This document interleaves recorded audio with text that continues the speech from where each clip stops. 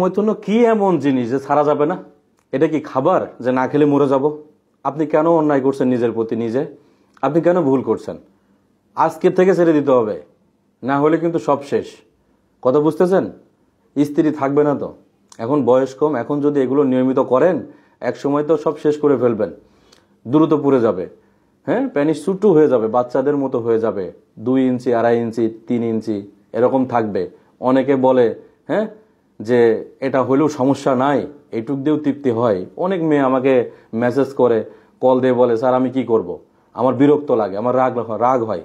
ঠিক আছে, এইটুক দিয়ে হয় না আমার, আমি সংসার কি ফাজলামি করতে করতে আসছে এখানে? আমার বিবাহ কেন দিছে? তো ওদেরকে আমার মনে চাই মাঝে মাঝে ওই জাতীয় ডাক্তারদের কাছে পাঠাই দিই, যারা ওই যে হ্যাঁ যে বলে যে 2 ইঞ্চিতেও হয়ে যায়, 3 ইঞ্চিতেও হয়ে যায়। এখন বলুক কিভাবে হয়, যার প্রয়োজন, যে খাচ্ছে তারই পেট ভরছে না, তার একজন বললে হবে? মুখের কথাই হবে না তো।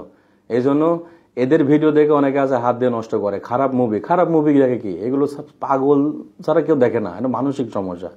কথা বুঝেন না?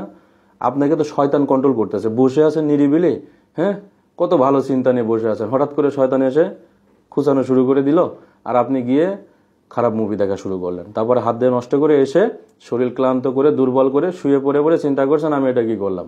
অর্থাৎ আপনি এতক্ষণ নিজের কন্ট্রোলে ছিলেন না, এটা বাদ দিতে হবে। না হলে কখনোই আপনি একটি মেয়েকে পরিপূর্ণ তৃপ্তি দিতে পারবেন না। এরকম বড় থাকবে না, ছোট হয়ে যাবে।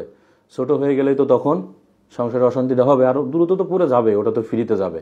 কারণ আপনি সারা জীবন ওই অন্ধকারের চিন্তা করলেন যে দ্রুত বের হ, আর এখন বিবাহের পরে চিন্তা করতেছেন একটা লম্বা সময়। এটা বোকামি না?